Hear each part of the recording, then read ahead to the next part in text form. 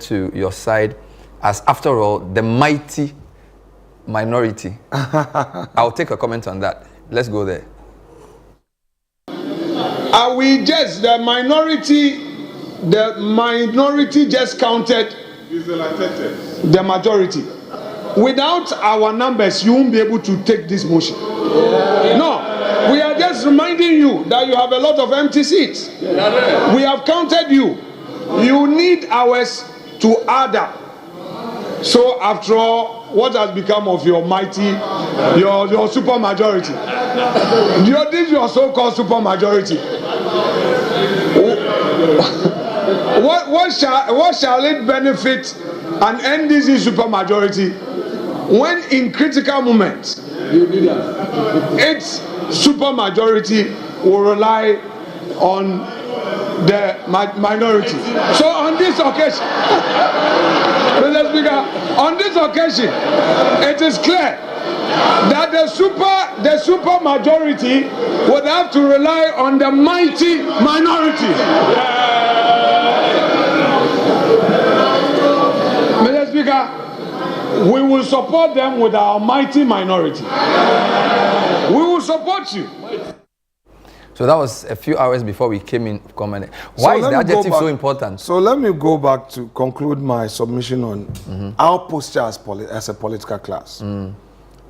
We use words like they are looting, they are thieves, criminals, etc., etc. In doing so, we move away from the governance issues and delve into the gallery and create certain impressions of ourselves.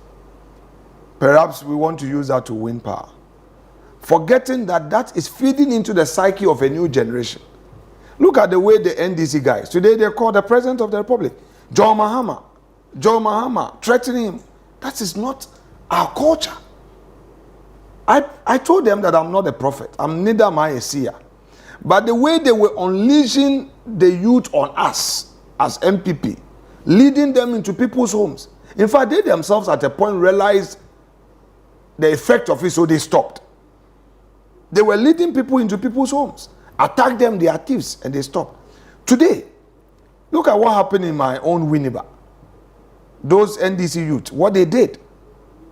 Other places, burning offices, going into people's homes, attacking the president, not even MPP youth or MPP politicians going on radio to attack. I would plead with my colleagues. This whole issue of governance is about your ideology, your agenda for the nation. We can rally around and discuss the issues without condescending. Let me put it that way. I'm not praising you or flattering you. I'm not saying this because I'm on your platform. But Bernard, in Ghana today, the CSOs, the political class, the intelligentsia, the middle class, those who matter in Ghanaian society, know the worth of your platform. Because I know that any day, my friend Richie Sky, my friend Bernard Avle, forgetting about friendship, if I mess up, they will give it to me. When I do it right, they will commend me. When City FM or ChannelOne TV takes up an issue, it discusses it objectively, and you can say whatever you want to say to them. They are not going after you as a person, but they do so in the interest of national development. Can this feed into what we do as politicians? Let's stay with that point. If we do, I want to stay with it's going to help. But if we don't, one day we may not sleep well and we may not wake up well. It's important on the basis of that for politicians to be honest. When the president was in opposition, he said he would give us 60 ministers. You went to the floor to say he should apologize to Ghanaians and admit that it's not possible. How young people have confidence in our politics if people say one thing in opposition and come into government and do a different thing? Okay, thank you very much for teasing that out.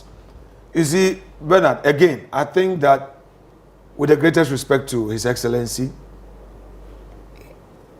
he allowed the wind to blow him along. And I'm not saying that to him as a person, but to the two political parties. You see, we are in the business of politics. A CSO a media looks at a situation differently, okay? It is for us to also control the narrative. As I come to your platform, you hold certain views. Mine is to persuade you, be persuasive as much as possible, and let you know that I need these structures in place to enable me function. I'll give you an example today. We have Minister for Local Government and Chieftaincy Affairs. Local government, they've included sanitation. All the civil servants in the 3 ministries combined will remain. It is the head, the political head, that has changed. The headship has changed. So we have one political head. Trust me, NDC has its own manifesto. The manifesto has certain provisions and has made certain promises. To enable them achieve that, they need proper political supervision. So for me, if you are a politician, you know your agenda for the country and what you would need to do it.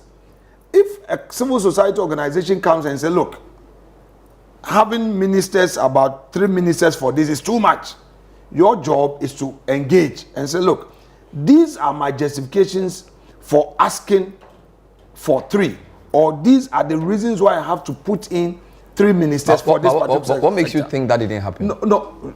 Because even the the candidate of the party supported even promised 50. So obviously there was some thought that went into it. I'm just like, we don't have all day. That's why I'm trying to move forward. I get your point. You've explained yourself in Parliament. What I'm basically saying is, look, Mahama said 60, Baumia said 50. Simply put, I think the man has won. Why should he now say it? Simply put, I humbly submit, at the risk of being immodest. I humbly submit that we as a political class haven't properly navigated the narrative. We have not properly articulated the views we have, the challenges we face, and how we want to shape politicians have all the airtime. You talk more than most people. That is what I'm saying. That so if you've not been able to explain, so that's a shortcoming. I'm admitted. Don't forget that my own party promised 50 ministers. That's what I'm saying. I'm saying that looking at the volume of work, the quantum, the expectation, and how we want to drive our own vision, it is not the civil servant has no obligation to the voter. That's true. He has no obligation to the voter. If you need something done in a week, a civil servant may decide, in a month. He has permanence. Exactly. And you have just 4 years. That also adds to the weakness. So sometimes their role is better, more important. Not because it's a governance issue, not a politics issue. Okay. We're talking about quality of governance. I agree to some extent. But in another breath, I also disagree. And why do I disagree? You know that your mandate is time-bound. You want to achieve results in a particular manner. You want to do away with waste. You want to do away with laziness. You want people to be time conscious. Now, when you don't put in place proper supervision, you can achieve that. Fair enough.